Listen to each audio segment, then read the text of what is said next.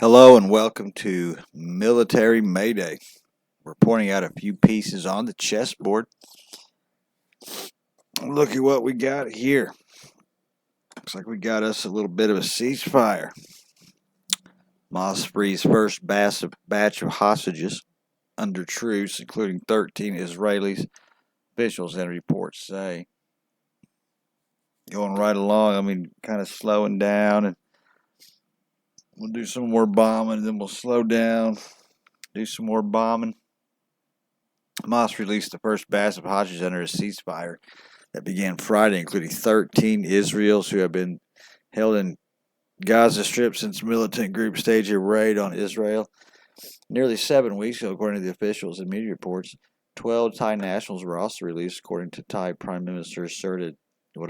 Dozens of Palestinian prisoners are also expected to be freed by Israel, but they haven't been yet, have they? The ceasefire between Israel and Hamas began on Friday, setting the stage for exchange and allowing sorely needed aid to start flowing into Gaza. There were no reports of fighting after the truce began. The deal offered some relief for Gaza's 2.3 million people who have endured weeks of Israel's bombardment and dwindling supplies of basic necessities, as well as for families in Israel worried about loved ones taken captive during Hamas' 7th attack, which triggered the war.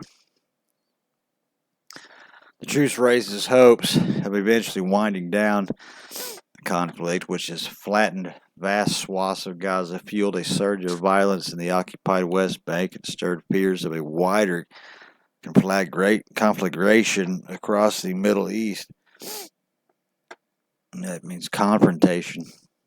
Israel, however, has said it is determined to resume its massive offensive once the ceasefire ends. Under the deal, Gaza's ruling Hamas group pledged to free at least 50 of the 240 hostages it and other militants took on the 7th. In exchange, Hamas said Israel would free up to 150 Palestine prisoners. Both sides agreed to release women and children first in stages starting Friday. As planned, 13 Israelis were released, according to Israel media citing security officials, as Israel official meanwhile confirmed that the captive left Gaza and they were en route to hospital in Israel. The official spoke on condition of anonymity because she was not authorized to discuss the release with the media. Israel said the deal calls for the truce to be extended an extra day for every additional 10 hostages freed. Early in the day, ambulances were seen arriving in the Hazmir Air Base in South Africa preparing for release. Those freed will then be taken to hospitals for treatment. Among the Israeli citizens freed is second nationality, according to Hamas official who spoke condition of anonymity. Israel's justice minister published a list of 300 Palestinian prisoners eligible for release, 39, 24 women, including some convicted of attempted murder for attacks of Israeli forces, and 15 teenagers jailed for offenses like throwing stones, were expected to be freed Friday, Palestinian authorities said. On Friday, the truce brought quiet after weeks in which Gaza saw heavy bombardment and artillery fire daily, as well as street fighting as ground troops advanced through neighborhoods in the north. The last report of air raids, sirens in Israel towns near the territory came shortly after the truce took effect. Not long after, 4 tankers with fuel and 4 with cooking gas entered the Gaza Strip from Egypt, Israel said. Israel has agreed to allow the delivery of 130 liters of fuel per day during the truce, still only a small portion of Gaza's estimated daily needs of more than 1 million liters. For most of the past 7 weeks of war, Israel had barred the entry of fuel to Gaza, claiming it could be used by Hamas for military purposes, though it has occasionally allowed small amounts in. UN aid agencies pushed back against the claim, saying fuel deliveries were closely supervised and urgently needed to avert humanitarian catastrophes, since fuel is required to run generators that power water treatment facilities, hospitals, and other critical infrastructure. The Israeli military dropped leaflets over southern Gaza, warning hundreds of thousands of displaced Palestinians who sought refuge not to return to their homes in the territories north, the focus of Israel's ground offensive. Even though Israel warned that it would block such attempts, hundreds of Palestinians could be seen walking north Friday.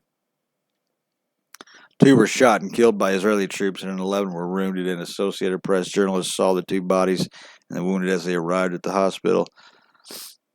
We don't have enough clothes, food, and drinks. He said the situation is disastrous. Better for a person to die. That's pretty bad.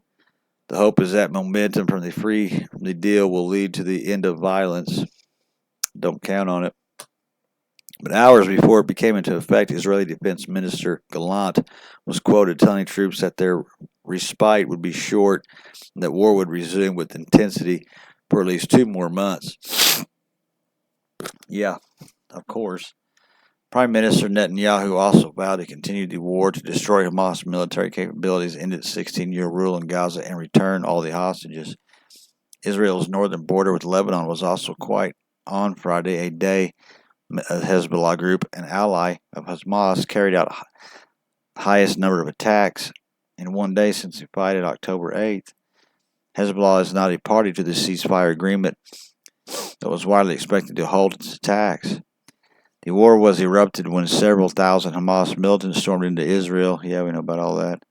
The soldiers will only be released in exchange for all Palestinians imprisoned by Israel, according to the Islamic Jihad militant group, which is reportedly holding about 40 hostages. It's not clear how many of the hostages are currently serving in the military. According to the Palestinian Prisoners Club, Israel is currently holding 7,200 Palestinians on security charges or convictions, including about 2,000 arrested since the start of the war. That's a lot of people. The Israeli offensive has killed more than 13,300, blah, blah, blah, which resumed in detail. The ministry says some 6,000 people have been reported missing. Israel says it has killed thousands of Hamas fighters without presenting evidence for its count. So, I don't know, but I've got a feeling that they're not going to release any of their hostages that Israel has. But we'll see. I mean, you can't trust either two of these sides. It's warfare. But again, this isn't over. They're going to continue. Don't worry about it. You'll get your little war, whichever side you're on. You get to see them all blowed away and blowed into pieces the way you like. If you enjoy this content, why don't you hit that like button, subscribe to the channel, try to get more stuff out. Toodaloo.